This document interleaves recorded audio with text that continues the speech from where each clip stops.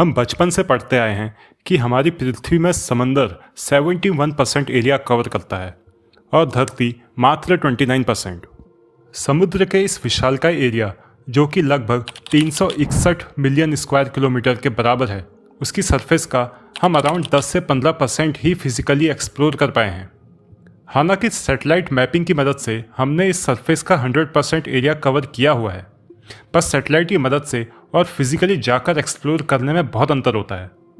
और अगर हम डीप सी की बात करें तो इसका हम आज तक फिजिकली या फिर सबमरीन्स और कैमरास की मदद से सिर्फ 0.001% ही एक्सप्लोर कर पाए हैं। और मॉडर्न मैपिंग टेक्नोलॉजी जैसे कि सैटेलाइट मैपिंग और हाई एंड सोनार्स की मदद से भी मात्र 15% ही आज तक मैप किया है।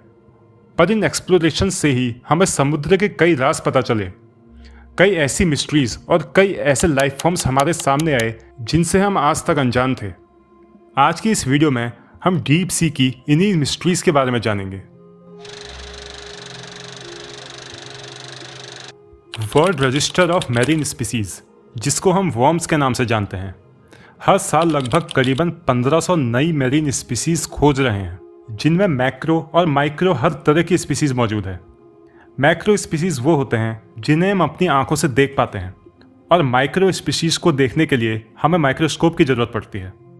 इन माइक्रो और मैक्रो स्पीसीज को वर्म्स 2008 से लगातार खोजते आ रही है। इसका इनॉग्रेशन 2008 में ही हुआ था। जब इसका लॉन्च हुआ उस समय इसके पास करीबन 1,22,500 रजिस्टर्ड मैरीन स्पीसीज के नाम थे, और तब से 21,554 नई स्पीसीज के नाम इसके रजिस्टर में और आ चुके हैं। पिछले साल अकेले 3200 नई स्पीसीज का नाम वर्म्स के द्वारा रजिस्टर किया गया था। इन खोजी गई स्पीसीज में से कुछ क्रिएचर्स तो इतने अजीब होते हैं, इनको देख के ऐसा लगता है जैसे ये कोई और ग्रह से धरती पर आए हैं। जैसे कि ये मछली जिसका नाम है बैरल आई फिश। इसका पूरा सर अंदर तक देखा जा सकता है।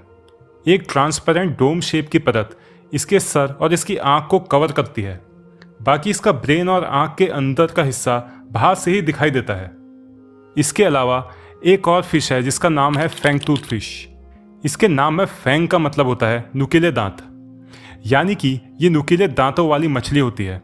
हालांकि ये मछली 10 से 15 सेंटीमीटर ही बड़ी होती है, पर इसके दांत इसकी बॉडी के साइज के रिलेटिव काफ़ी बड़े होते हैं। ये मछली समुद्र तल से करीबन 2000 मीटर की गहराई में पाई जाती है, जहाँ तक रोशनी की एक किरण तक नहीं पहुँचती, जिस वजह से ये पूरी तरह ब्लाइंड होती है। और ये अपने सेंसिटिव पोर्स की मदद से शिकार करती है। इसके शरीर में पाए जाने वाले ये सेंसर्स इसके शिकार की हल्की सी मूवमेंट को भी पकड़ लेते हैं। एक और डीप सी क्रिएचर है गॉबलिन शार्क। गॉबलिन एक मिथिकल क्रिएचर होता है जिसकी नाक लंबी और पॉइंटेड होती है। उसी की तरह इस शार्क की भी नाक लंबी और पॉइंटेड है। इसे लिविंग फॉसिल भी कहा जाता है, क्योंकि इस शार्क के एंसेस्टर्स 125 मिलियन साल पहले धरती पर मौजूद थे, और तब से लेके आज तक इसके शरीर में ना के बराबर ही बदलाव हुआ है। यानी कि जिस तरह के इसके एंसेस्टर्स दिखते थे और आज के समय जिस तरह की ये गॉबलिन शार्क दिखती है, उनमें ज़्यादा फर्क नहीं है। इसके शिकार करने का तरीका भी काफ़ी यूनिक है। ये अपने जबड़ों को शिकार की ओर शूट करके उसे पकड़ती है।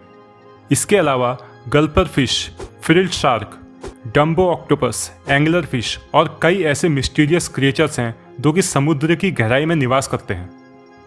आप जरूर सोच रहे होंगे कि समुद्र के नीचे मिलने वाले ज़्यादातर क्रिएचर्स इतने डरावने और वियर्ड लुकिंग क्यों होते हैं। इसका एक साइंटिफिक रीज़न है। समुद्र के नीचे इतना ज़्यादा प्रेशर और इतनी ज़्यादा डार्कनेस होती है कि यहाँ रहने वाले जानवरों का बॉडी स्ट्रक्चर ऐसे अनोखे इन्वायरमेंट को अडेप्ट करने के लिए सतह पर रहने वाले जीवों से अलग हो जाता है। हम इसको ओशियंस के 5 जोनों के माध्यम से समझते हैं। इन ओशियंस के 5 जोनों को वैज्ञानिकों ने वहाँ पर पड़ने वाली रोशनी, वहाँ की गहराई, पानी के दबाव से पड़ने वाले प्रेशर और वहाँ के टेम्परेचर के हिसाब से डिवाइड कर रखा है। इन्हीं 4 फैक्टर्स की वजह से वहाँ पर मौजूद जीवों की शारीरिक बनावट और उनके शिकार करने के तरीकों में भी बदलाव आता है। इनमें से सबसे पहला जोन है सनलाइट जोन, जो कि पानी की सतह से 200 मीटर की गहराई तक फैला है। मैरीन लाइफ फॉर्म की करीबन 90% प्रजाति इसी जोन में पाई जाती है। जैसा कि नाम से पता चल रहा है, सनलाइट जोन में सूरज की रोशनी भरपूर मात्रा में मिलती है, जिस वजह से यहाँ पर प्लांट्स के लिए फोटोसिंथेसिस कर पाना बहुत ही आसान होता है। यही जोन है जहाँ पर मैरीन प्लांट्स की सारी प्रजातियाँ पाई जाती हैं। यहाँ के क्रीचर्स ब्राइट कलर के होते हैं और काफ़ी एक्टिव और फास्ट होते हैं।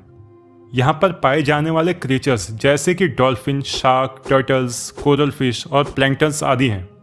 इसके बाद दूसरा जोन आता है ट्वाइलाइट जोन। ये जोन 200 मीटर से 1000 मीटर तक की गहराई तक होता है।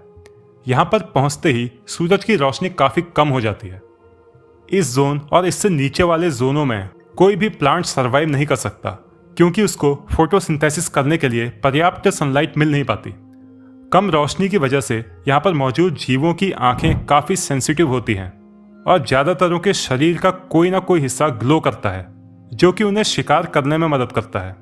यहाँ पर पाए जाने वाले कुछ जीवों में से हैं लैंटर्न फिश, बैरल आई फिश और कुकी कटर शार्क।